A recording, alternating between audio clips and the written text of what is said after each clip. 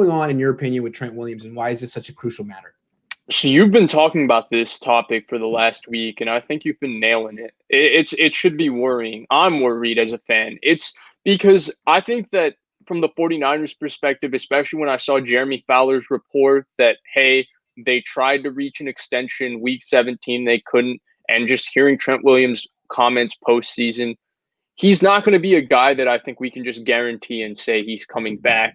I still think that the Niners are his first choice, like he said. But I don't think this is going to be a situation where Trent Williams does what Jimmy Ward did last year, which is I got more money from two other teams, but I'm going to come back to the Niners. I think Trent Williams wants to maximize his value this free agency, as he should, as any NFL athlete should. And I think this is his last big shot at a big contract. And I think that if the Niners are going to bring him back, I think they have to pay the full premium to bring him back.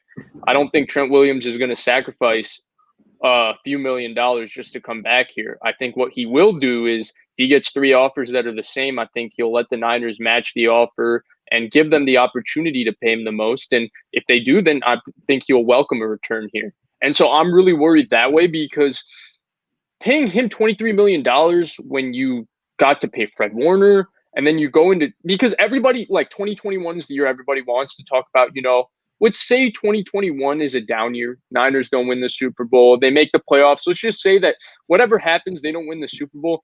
2022, I doubt that the cap is just going to resurge to back it where it was. I think that this down, we're going to have a slow growth back to where we were with the cap.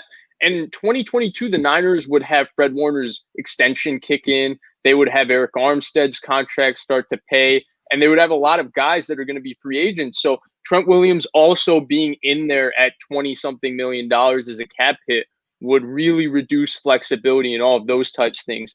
I still think they can bring him back, and I still think they will bring him back, but I don't think it's as much a done deal as people would like to assume. No, I don't think so either. I think the Niners miscalculated. I think they felt that if they did everything right, they played the good guy, if they appeased Trent Williams, that he would do him a favor at the back end of the season. Remember, he didn't play last year. He was very upset with the Washington football team. He didn't get any money in 2019. Comes to the Niners. They give him money up front to make him happy. They say, we're not going to tag you to make him happy. And then they clearly were trying to get him to agree to a long-term extension before the season ended, before free agency started, and failed. Couldn't do it. That was the plan, to get him to agree. They couldn't do it. And it's funny. It's like, I see what they're trying to do, right? But they could have asked us, hey, Grant, Vish, do you think this is going to work? We'd be like, no, he's going to want to hit free agency for a lot of reasons, right? Yeah, I mean, McQueen 49ers said it best. He wants the bag. Who can blame him? Absolutely no one can blame him. I think from the Niners' perspective, they thought, well, if we do right by him, we reduce this franchise tag and stuff, we might be able to negotiate with him all season and be able to get the contract done. I think it's wishful thinking. I think the thought process is noble, but I like what Trent Williams is doing, and I'm a Niners fan. I like the fact that, I'll do the same thing. He's not giving in to the giant corporation, and he's doing his business the way his business should be dealt with. I really enjoy that. And, I just think it's really cool that Trent Williams is, what up, Jason? That Trent Williams is doing this, because I think it's really good for athletes everywhere. I still hope the Niners get the deal done. I really think that would be amazing if they could get the deal done. I still think they can, but it's going to be a big time deal. And my question here is like, yeah, I mean, they could definitely pay him $23 million a year. That's no problem. It's just, who you let go? What does that mean for Jason Verrett, for Fred Warner, for Jimmy Garoppolo? Can you give Jimmy Garoppolo $26.9 million a year? While giving Trent Williams $23 million a year, and Fred Warner potentially $19-20 million a year? Eric Armstead $17 million a year. Kittle $15 million a year. Bosa is going to be about $20, maybe $30 million a year in a couple of years. Right. All of a sudden, it's like, can you really pay for all of these things? The thing is, right, fans always like to say, forget about the years after. Let's just worry about the next year. That's not how the NFL works, and that's not how these teams think. They're constantly thinking about guys that are coming up that they have to pay, and they're trying to value guys that way. So you can say, well, forget about it. We'll deal with it when it comes. But I think the 49ers are definitely considering, well, hey, we got to do a Nick Bosa extension in 2 years. Look at what Joey Bosa just got paid. If Nick Bosa stays healthy the next 2 years, then I'm assuming that he's going to want what Joey Bosa got paid or more. So that's an extension that has to be on the back of the 49ers' mind, right? The Fred Warner extension is right now. Everybody loves Deebo Samuel. He was a second-round pick. There's no fifth-year option. Do you think if Deebo Samuel continues to play the way Deebo Samuel has played, he doesn't want to get extended after 3 years? Absolutely he does. And that's what happens, right? So you can't pay everybody. And that's where, they're going to have to make decisions, right? Mm-hmm. It's going to be, they made the same decision last year with DeForest. Well, let's trade DeForest Buckner and let's go on with Eric Armstead. There's going to be more decisions like this similarly. I mean, it's noble, right? It's utopic to just think, hey, just don't worry about it. We can worry about the cap next year the way the Saints did. But the Saints are basically just watch. They're going to start cutting a lot of people. They're going to cut Quan Alexander. Drew Brees is going to retire. There's going to be the Saints. There's going to be a lot of good players from New Orleans next year that we're going to say, hey, I thought they were good. Why are they cutting him? Cap casualty. And right.